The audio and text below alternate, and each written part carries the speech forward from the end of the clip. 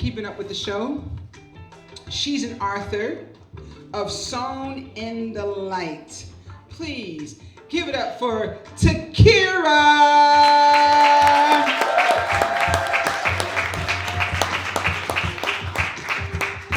Thank you. Hello, everyone. I'm so grateful to be here. So humbled to be among such beautiful and amazing women. Thank you, Kamari and Jen, for allowing me to be part of this special event. And we're just gonna get into it. No explanation, y'all. We just gonna do what we do. I don't recall the exact date my life changed, but I remember the day. I know the California sun was shining bright. I know I walked into the house and tried to catch my reflection in the freshly waxed dark wood floors. I know I felt pretty that day. I know there was a blue couch and the smell of skin so soft wafting in the air. I know this because it was my favorite place to be. There at that house, I was a princess. One day, my father, the king, sat me down in all his handsome youth and glory and said, "Princess, I have something to tell you. I have another daughter." I don't recall the exact words I said back. I just know there was a pause, a tear inside of my chest, and the sound of shattering glass as my heart hit the bottom of my stomach. Tears flowed down my 7-year-old face.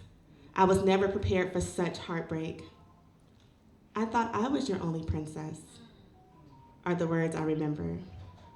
When out of the back of the house that once resembled a kingdom comes the sister I never knew I wanted.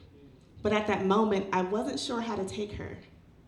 Same dark hair, same black skin, same height, same face, same age.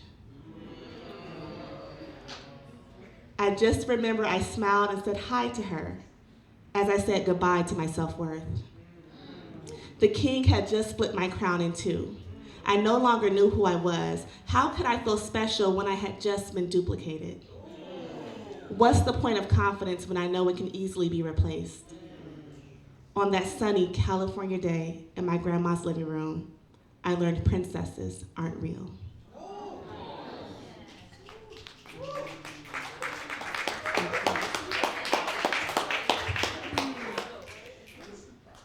I wonder if when my mother picked the name for her brown-eyed, chubby-cheeked baby girl, she knew it meant light bouncing off glitter. I wonder if she knew how I would shine like fireflies kissing my skin. The moment I touch air, I spark burning embers of red flickering as far as the eye can see. It's as if I lay on the horizon between the sky and the sea, then quickly fade as to not to cause the moon to envy my warmth. I wonder if my mother knew I would try to hide my light by digging trenches deep enough to bury talents. Wishing nothing grows faster than I have bushels to cover it. I keep it safe under the guise of humbleness, hoping it doesn't multiply, so no one has a chance to uncover it and discover my treasures. I wonder if she knew the responsibility of light would seem too heavy for my meek shoulders. So she labeled me the reflection of my purpose, called out my energy by name and placed it in the hands of others so that they may proclaim my worthiness of life. Perhaps she knew exactly who she would give birth to, so she named me the one thing I would try to run from. My name is Kira, so I can remember I am already everything I was afraid to be.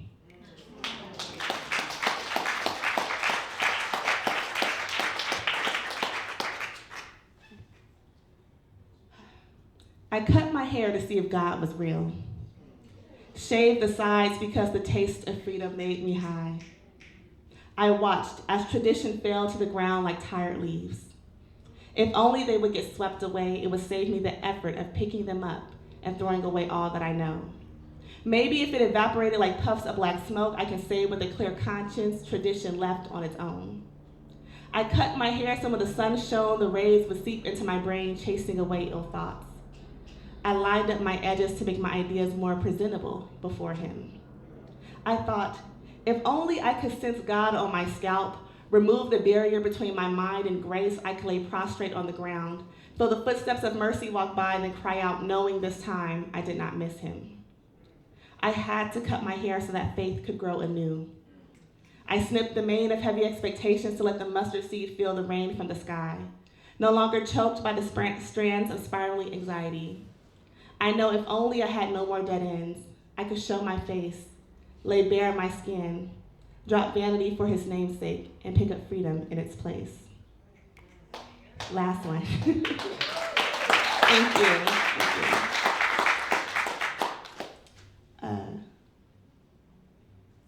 Hey, girl, hey. I am doing it, y'all. I am it. The manifestation of my very own imagination, a love revelation from concerted effort and concentration. Every tear I shed is dedicated to this moment. I stand before you in my reflection and consciously own it. I have worked hard to get here. My process hasn't always been clear, but it was divine, handcrafted. Seconds of memory stitched together to shape the fabric of me, and baby, I am expensive. I put time into this. I put life into this. I put fight into this, and I love all of it. I love the past me who didn't know better. I thought my father's actions echoed my worth, and I became perfect to prove I deserve space on earth. My tongue was once accustomed to the salty taste of swallowing my words, and ballerinas used to envy how I tiptoed, leaving eggshells undisturbed. I look back and marvel at how I was able to hold such discontent. I guess I confused it for humbleness. But yes, I still love that me, the unaware me, the scared me, the I would never dare me, the old me, alone me, the hideaway so no one would know me, the fat me, the black me, the one with crooked teeth and acne, the sad me, the glad me, the little girl staring back at me. I love it all. I even love the now me, the proud me, the still trying to figure it out me, the tall me, the strong me, the you were beautiful all along me, the wife me, the mom me, the it's okay to be wrong me, the still me, the heal me, the vessel forgot to feel me. I love it all.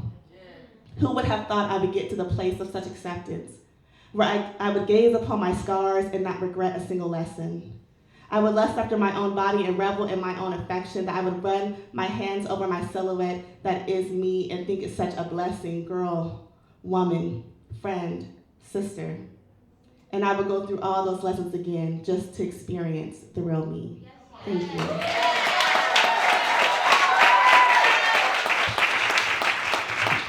Oh my goodness.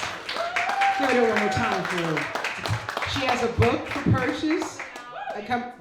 April 29th. She has a book coming out April 29th. Please see how you can pre-order that. You heard her words. You felt that all up in here. That first one, I was like, oh.